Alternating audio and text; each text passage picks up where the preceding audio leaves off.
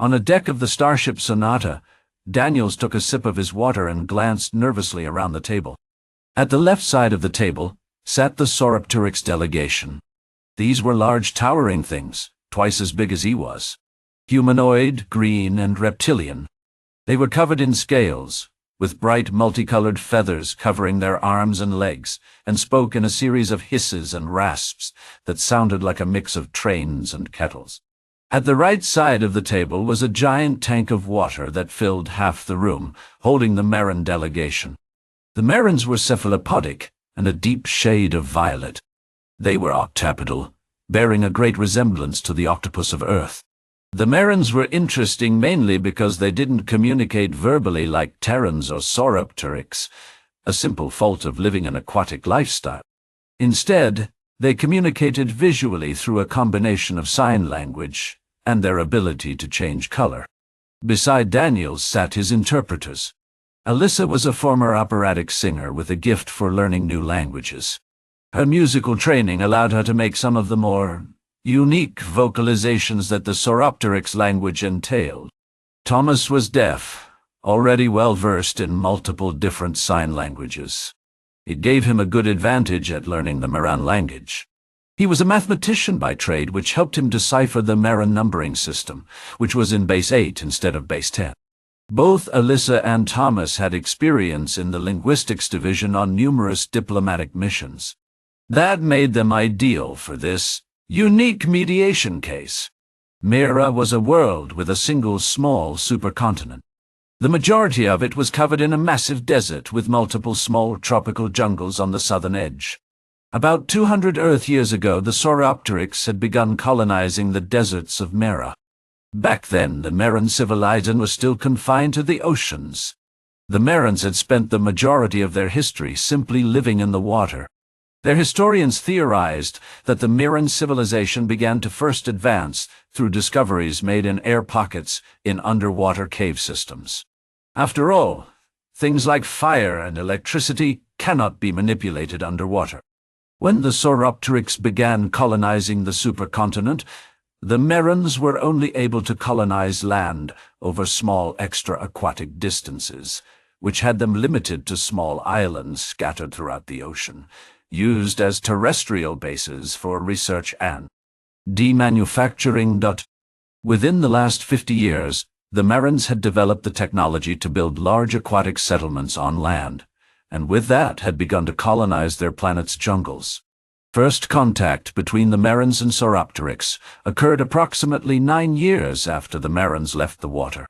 The initial excitement of the Merans at discovering a second intelligent species on their planet was quickly extinguished by the realization the Sauropteryx were foreigners. The Merans believed in sovereignty over their territory, but the Sauropteryx colonies had existed for centuries at that point. Hostilities broke out less than a year ago when the Merans launched water-to-surface missiles that destroyed the Sauropteryx settlements. Since then, the surviving Sauropteryx colonists had organized themselves into cells, sending raid groups to destroy any attempts by the Merans to expand past the jungle. When the Sauropteryx homeworld sent additional reinforcements to Mera, that was when Earth stepped in to mediate a ceasefire, for fear of an interplanetary war dragging in the surrounding great powers. The Sauropteryx delegation was massive. The 12 primary cells had sent lieutenants as representatives. How many cells there actually were, nobody knew. Not even the Sauropteryx themselves. Cells were constantly merging and forming. At the last count, Earth intelligence had determined that there were at least 27. In addition to the lieutenants, the Sauropteryx homeworld had sent their Minister of War and their Minister of the Colonies. The Meran delegation was equally impressive. In addition to the Minister of War and the governors of the 10 jungle-based colonies, the Meran Emperor had sent his War Council, composed of top admirals representing the 4 subdivisions of the ocean. "I'd like to thank the Terrans for agreeing to host these peace talks," said Admiral Defliny, the representative of the colonial military stationed inside Colony 9. A particularly large cephalopod with a razor-sharp beak, which Daniels guessed he must sharpen regularly. He had a large green scar running across his head, one he'd earned during his first Sauropteryx raid on his land. "Agreed. It is an honor to have the great peacemakers in our presence," hissed Lieutenant Varanus, the representative of the Trico cell. He had one lame arm and a single, very large gash on that same shoulder. Both injuries were from close combat with a Meran, most likely a neurotoxin-containing bite from a Meran beak. "It's my pleasure, gentlemen," said Daniels, making sure to sound as dignified as possible. Even though it was Alyssa and Thomas doing all the speaking, I hope that by the end of this summit we can agree on terms for a ceasefire. Now, let's begin. First there was the matter of prisoners of war. "You mean Sauropteryx prisoners," said Admiral Duflini coolly. "Marans do not believe in being taken alive. Our reports indicate that these things have captured thousands of our people," said Jenner. "Alvaranus, nearly all of them non-combatants. We expect them all returned." "Regrettably, General," said the Admiral, "we cannot return many of them to you. Less than half have survived up until now.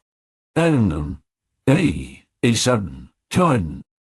the rest, you butchered like lab rats," roared the General, raising to his full height.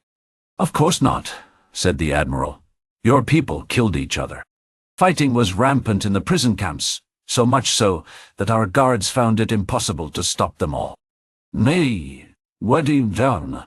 You lie, water breather. You butchered them in your labs." "Gentlemen," interrupted Daniels, "let's not dwell over suppositions and rumors. Currently, there is no evidence for either of your claims. Let's simply limit ourselves to the facts. Now, Admiral, do you agree to return all Sauropteryx prisoners, including the remains of the deceased?" "Nodishi. Shaiulu." "Of course I do," hissed the Admiral. "After all, we are not animals like these beasts think we are." "Wonderful," said Daniels as he flipped to row his papers. "Then that leads us to our next issue at hand. The Sauropteryx have agreed to halt their attempts to colonize the Meran jungles, but request that what remains of the existing colonies be allowed to remain." "Ah! Unacceptable!" roared the Admiral as he turned a dark shade of red, expressing anger.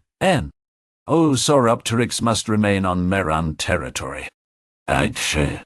"Admiral, try to understand," said Minister Parasus. "The first minister of the colonies. Our settlements are ancient. Most of the colonists were born in that desert. Even after your attacks on the cities, the survivors still want to rebuild. This place is home to them." "This is not your land, mongrel," roared Governor Hapalock of Colony 3. "You have no rights on this planet." "Now you're being unreasonable," said Minister Parasus. "Our settlements are all within the most arid regions. F your planet. Even with your recent advances, your people are unable to survive in a desert climate. What use do you have for 2 million kilometers of desert that is over 1,000 kilometers away from the nearest ocean?" "Nanya. We will not tolerate this attempt at passive invasion," said Governor Hapalock. "If we allow any of your kind to remain, then we'll be negotiating another treaty in 100 years when you decide to expand your territory." "Well, Governor," said Daniels, "would you consider the possibility that—" Before Daniels could finish his thought, an explosion rocked the conference room. Daniels felt himself be thrown back against the wall as multiple sharp pains erupted in his stomach. When his head finally stopped ringing, Daniels looked up to a disaster. To his left lay what was left of the Sauropteryx delegation. One of the lieutenants lay motionless on the ground with a massive splinter of wood lodged above his right eye. The rest of the delegates lay around him, some screaming out in pain, others slowly trying to get up with not much success. To his right lay a shattered tank and a pile of flailing Merans, most of them missing limbs or with gashes in their heads. One by one, they pressed a button on the backs of their heads, deploying emergency extra-aquatic suits. The suits erupted from a device lacing the backs of their heads, enveloping them each in skin-tight suits that began to fill with water. produced through a series of carefully controlled chemical reactions between components stored in the device and a device. The air in the room. As Daniels continued trying to figure out what was happening, the doors to the conference room opened, and a team of Terran soldiers came rushing in. Daniels tried to get up, but was stopped by the sharp pain he had felt earlier in his stomach. He looked down to see large pieces of metal shrapnel sticking out of his abdomen, lodged just below his sternum. As if on cue, he spat up a puddle of blood and collapsed. The General Secretary of Earth, Dr. Victor Smith, stood looking out the window of his office. The ocean was crystal blue under a black sky of stars. A flock of birds flew past as he turned around to face the Supreme Commander of the Terran Army, General William Park Dotter. "Tell me again, General Park," said Dr. Smith. "The bomb detonated on the port side of the conference room." "Seems like it was placed under the floor," answered General Park. "And the delegates?" "Both delegations suffered massive losses. The Sauropteryx lost the lieutenants of all 12 representative cells. The Merans lost the Minister of War and 3 of the 4 admirals on their war council. The remaining members of both delegations are in critical condition." "Monday. And our own. We lost all our representatives. It's a shame we had to send our 2 best translator." "Oren was You and I both know that was completely necessary. Otherwise our efforts wouldn't have looked sincere. So what's the word from the Meran and Sauropteryx leaderships?" "Nsaro. In the last 24 hours, we have received communiques from the Meran Emperor and the leaders of 27 Sauropteryx cells. All have declared a cessation of peace talks. Intelligence reports conflicts all along the eastern coast of the supercontinent, and radio chatter seems to suggest that the Meran capital in the Southern Ocean has suffered a massive attack of some kind, but the details are vague. Naran Sabin, D. Dansanai, D. Day, Don. Then, the plan remains on track. D. Absolutely, sir. Our projections maintain that both races should remain embroiled in the conflict for years. Neither should pose a threat to us. Nilizar. Dr. Smith stayed quiet for a second as he turned back to his window, watching the waves crash on the beach. An unorthodox plan, to be sure, but these were still the 2 most aggressive races that Earth had ever encountered. Both aggressively expansionistic and xenophobic. By pitting them against one another, Earth had ensured that they would not be a threat to anyone for the foreseeable future.